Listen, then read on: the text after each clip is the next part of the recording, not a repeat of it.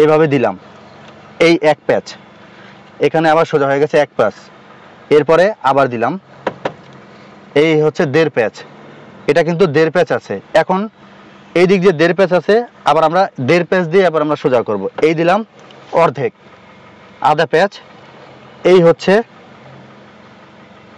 এক প্যাচ, এই হলো 1.5 প্যাচ, তার মানে আমাদের সোজা হয়ে গেছে। গাড়ির স্টিয়ারিং, এই অনেকেই আছে যে স্টিয়ারিং এর মাপ বুঝে না, এটা নিয়ে কিন্তু আমি কিন্তু অলরেডি 2-3টা ভিডিও কিছুদিন আগে আপলোড করেছি। তো এর মধ্যে অনেকেই আছে যে আমাকে কমেন্ট করেছেন যে ভাই স্টিয়ারিং কাটার নিয়ম তো জানি না, বা অনেকেই বলে যে হয় নাই, বা অনেকেই বলে যে কিভাবে কাটবো।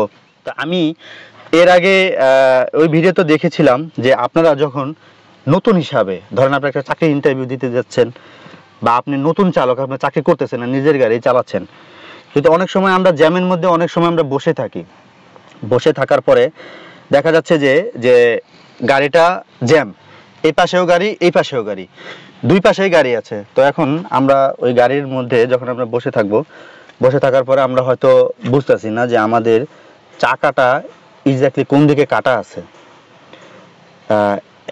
এতটুকু ডিস্টেন্স ফাঁক, দুই পাশে সাইডে গাড়ি। এখন যে কোনো মুহূর্তে আপনি বুঝতেছেন না যে আপনার চাকাটা কি ডান দিকে কাটা নাকি বাম দিকে কাটা।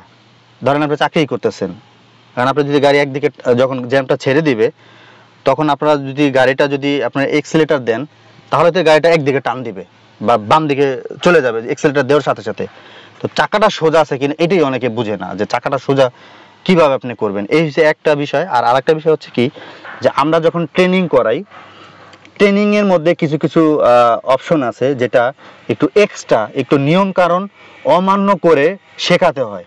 সেই শেখানোটার মধ্যে হচ্ছে যে কিছু কিছু নিয়ম কারণ অমান্য করতে হয়। যেমন আমি এর আগে আমি দেখাচ্ছি স্টিয়ারিং এর মাপটা, আমি দেখাচ্ছি, এখনই দেখাই দেবো যে কিভাবে স্টিয়ারিং এর সঠিক মাপটা বুঝতে পারবেন।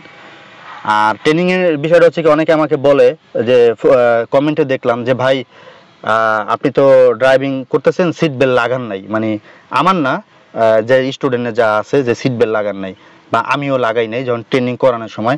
ট্রেনিং এর কিছু কিছু ভিডিও দিয়েছিলাম ইউটিউবে। তো এখন দেখেন একটা বিষয় কি, আপনারা অনেকে জানেন না, আপনারা তো ট্রেনিং করান না, আপনারা তো মুখ দিয়ে শুধু বলেন। মুখ দিয়ে বলা ট্রেনিং করানো কিন্তু এক জিনিস না। ট্রেনিং করাতে হলে আপনাকে অনেক কিছু এক্সট্রা নিয়ম কারণ বাদ দিয়ে তারপর আপনার ট্রেনিং শেখাতে হবে। আপনি নিয়ম কারণ মানালে যদি ট্রেনিং করানো যায় না, এটা অনেকে আমাকে বলে ইটালিতে আমি স্টিয়ারিং দেখাইছি, যে অনেকে যখন স্টিয়ারিং কাটবেন তখন খুব সহজে আপনি স্টিয়ারিংটা কিভাবে হাত দিয়ে কাটবেন মানে একটু ভালো হবে। অনেকে বলতেছে ভাই এইভাবে তো স্টিয়ারিং কাটা হয় না, ইটালিতে আসলে এইভাবে স্টিয়ারিং করলে লাইসেন্স বাদ করে দেবে। আর মিয়া আপনি কি এটা ইটালি পাইছেন? এটা বাংলাদেশ মিয়া, বাংলাদেশে চিন্তা করেন। আপনি ইটালি ট্রেনিং করানোর সময় আপনার যেভাবে, আপনারা অনেকে বলেন যে এইভাবে স্টিয়ারিং এক হাত দিয়ে স্টিয়ারিং কাটতে হয়, সেটা তো আমরাই জানি, আমরাই তো শিখাই। আপনি কি ট্রাক কি এক হাত দিয়ে কাটতে পারবেন? পিক আপ চালাইছেন কখনো? ভারী গাড়ি চালাইছেন? বাস গাড়ি চালাইছেন?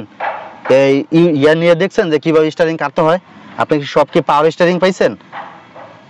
অনেকে আমাকে কমেন্ট করেছে, যার কারণে এই কথাগুলো বলা। যেটা বুঝবেন না সেটা নিয়ে নেগেটিভ কথাবার্তা বলবেন না।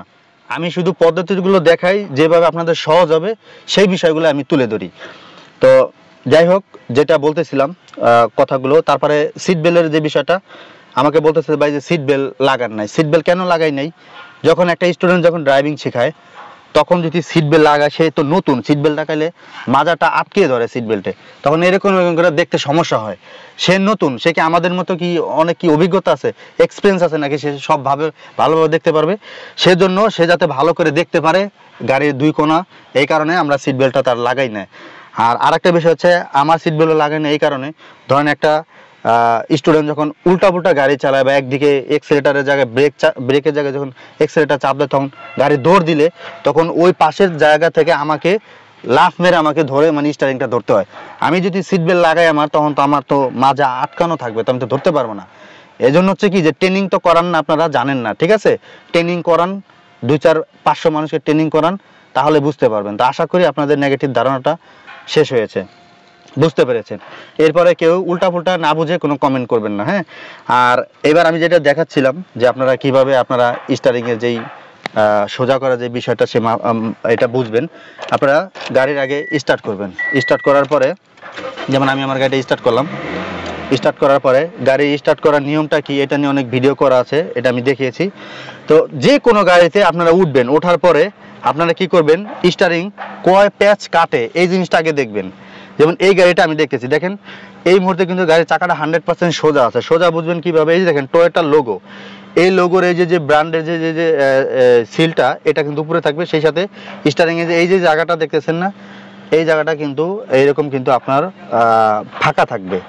হ্যাঁ, আপনারা যেখানে যাবেন, যেখানে যাওয়ার পরে আপনারা যে কোনো গাড়িতে ওঠার আগে অবশ্যই আপনারা মাপ বোঝার জন্য, যেটা সোজা আছে এটা ব্যাক আছে এটা বোঝার জন্য চাকরি করতে যান আর নিজের গাড়ি চালান।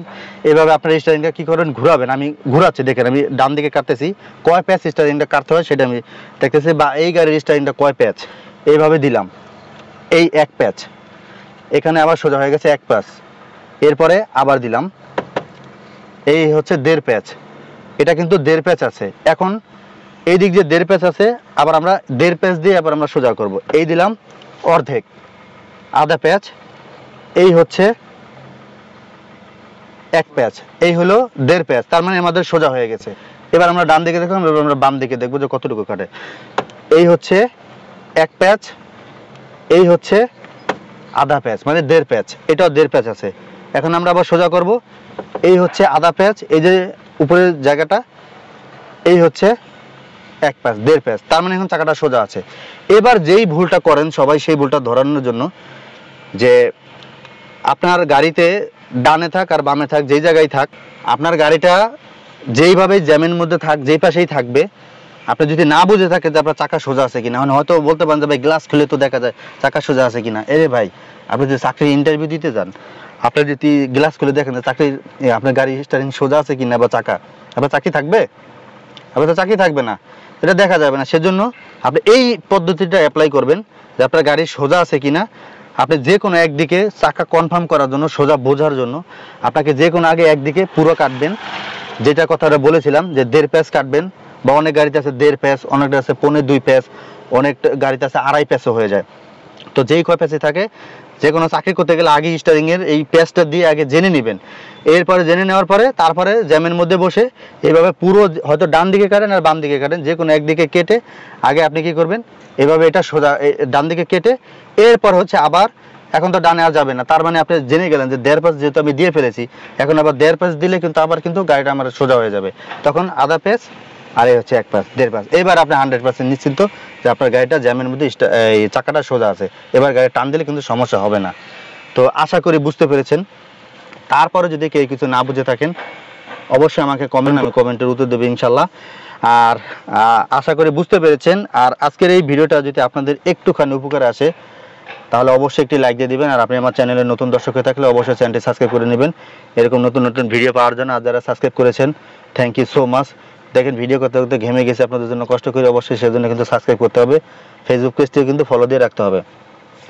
তো দেখা হবে নতুন কোনো ভিডিওতে, সে পর্যন্ত সবাই ভালো থাকবেন, আল্লাহ হাফেজ।